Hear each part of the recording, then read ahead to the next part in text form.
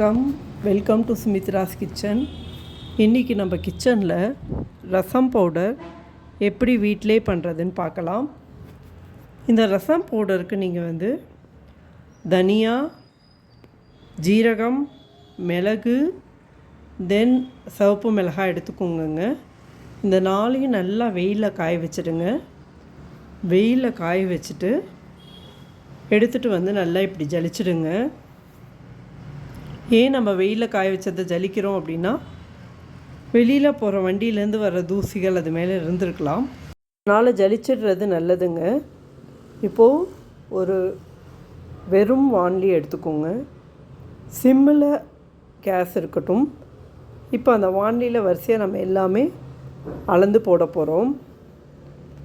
So 1.5 cup மிளகு, 1.5 cup ஜீரகம் கொஞ்சம் மெலிசாக இருக்கிறதுனால 1.5 கப் போடுவோங்க. அந்த ஜீரகத்தை சமன் பண்ணுறதுக்காக மிளகு ஒரு கை எக்ஸ்ட்ரா போட்டுக்கோங்க. தென் தனியா 3 கப்பு. இந்த அளவுக்கு 100 கிராம்ஸ் ரெட் சில்லிஸ் எடுத்துக்கலாம். இந்த தனியாவும் அந்த ஒரு கை மிளகு போட்டோம்ல அதே அளவு போட்டுடலாம். ரெட் சில்லிஸ், நீட்ட மிளகா, குண்டு மிளகா, தென் காஷ்மீரி சில்லி எல்லாம் கலந்து போட்டிருக்கேன். இதில் பார்த்திங்கன்னா 75% நீட்ட மிளகா இருக்குது.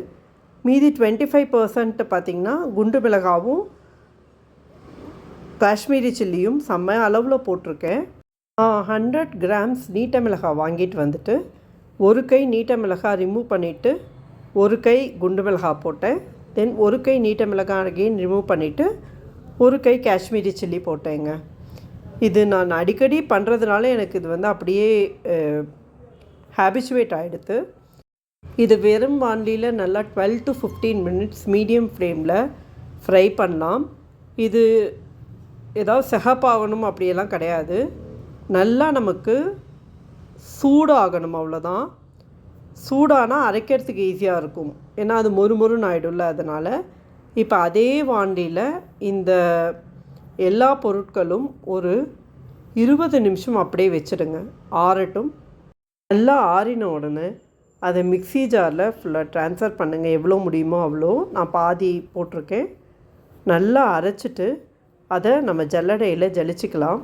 ஜல்லடை கொடுக்கும்போது எனக்கு 3 ஜலிக்கிற அந்த தட்டு கொடுத்தாங்க. அதில் second plate, middle plate use பண்ணியிருக்கேன். ரொம்ப நைஸாகவும் இல்லாமல் ரொம்ப குறன்னு இல்லாமல் கொஞ்சம் மீடியமாக இருக்க மாதிரி ஜலிச்சுக்கலாம்.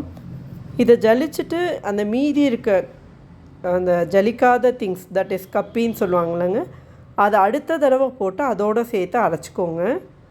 அரைச்சிட்டு இந்த மாதிரி ஒரு 3 டைம்ஸ் அரைச்சி நல்லா ஜலிச்சு வச்சிங்கன்னா உங்களுக்கு பொடி பார்த்திங்கன்னா ஒரே கன்சிஸ்டன்சியில் இருக்கும். எல்லாத்தையும் ஜலிச்சு முடித்தோடனே லாஸ்ட்டாக கிடைக்கிற கப்பியை ஒரு அரைச்சி அப்படியே சேர்த்துடுங்க. இதை நல்லா மிக்ஸ் பண்ணிக்கோங்க. ஏன்னா நம்ம அரைக்கும்போது சரியாக மிக்ஸ் ஆகிருக்காது. ஸோ இதை நல்லா மிக்ஸ் பண்ணிக்கோங்க. இதை நல்லா மிக்ஸ் பண்ணிவிட்டு இதை ஒரு நல்ல ட்ரையான எவர் சில்வர் பாக்ஸோ இல்லை கண்ணாடி பவுல்லையோ நீங்கள் ஸ்டோர் பண்ணுங்கள். எனக்கு இந்த ரசப்பொடி 3 months வருங்க. ஸோ அதை நல்லா டைட்டான பாக்ஸில் எடுத்து வச்சுட்டு நான் ஃப்ரீசரில் வைக்க மாட்டேன், ஃப்ரிட்ஜில் நீங்கள் வச்சுட்டு இதை டெய்லி பண்ணும்போது ஒரு ஸ்பூன் போட்டுட்டு யூஸ் பண்ணிங்கன்னா ரொம்ப சூப்பராக இருக்குங்க ரசம். ட்ரை பண்ணுங்கள். Give your feedback.